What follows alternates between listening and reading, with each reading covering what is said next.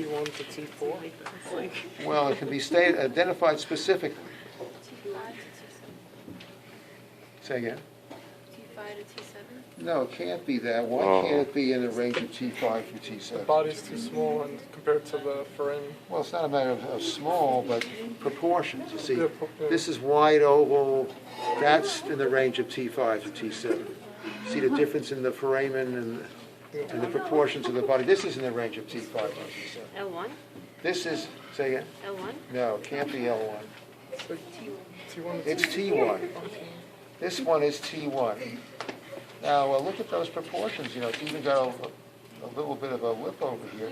Why can't it be cervical? Yeah, no transverse foramen. That excludes cervical. Now, just note that there's a gradual change as you descend in the vertebral column, or go from the bottom up for that matter. So this is right next to C7.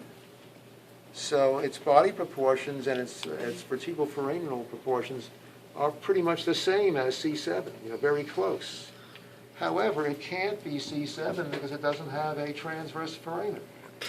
But the fact that it's so close to C7 with respect to body proportions and the configuration of the vertebral foramen pretty much makes it almost certain that it's T1.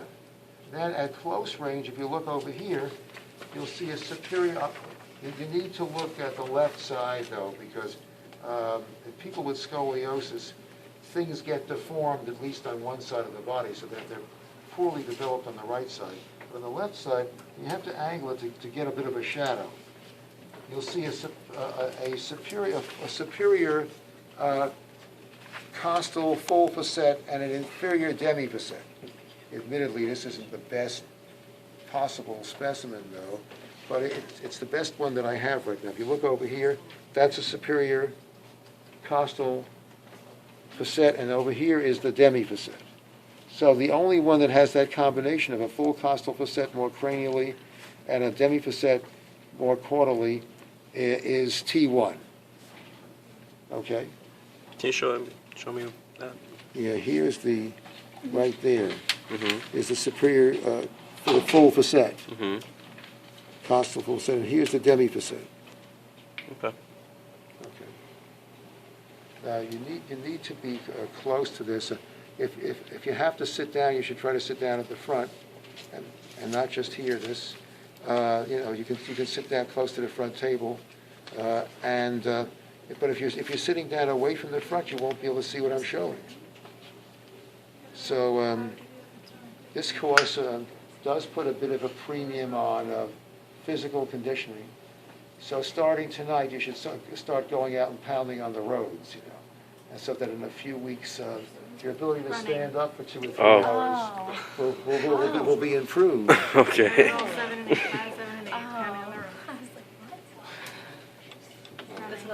Yeah, right.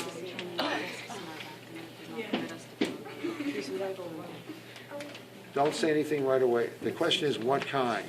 Don't say anything right away. Don't say anything right away. It's a beautiful specimen you got there. Okay, what kind? Lumbar. Yeah, how do you know that? It is lumbar. Large body, yeah.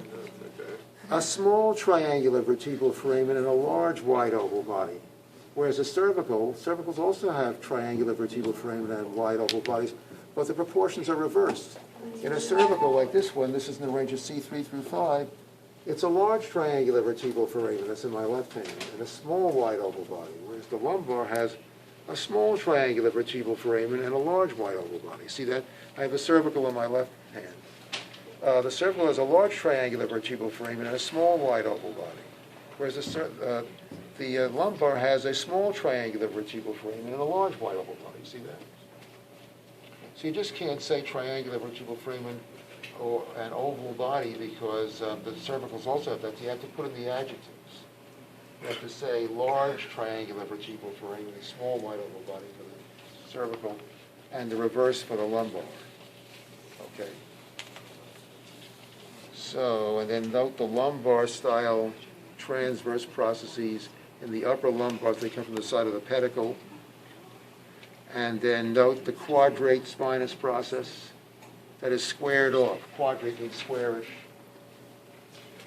Note the concavity of the superior articular facets. This is the superior side. Note the concavity of the superior articular facets. You see that? Whoa.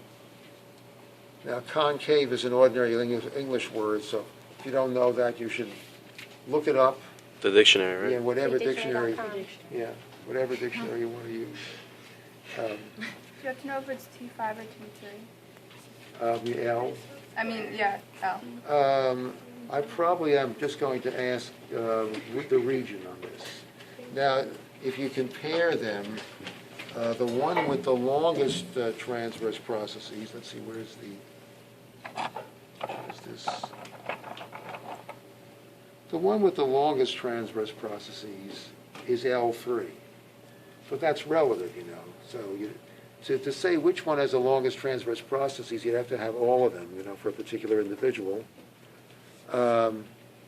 This is about L3, the flat.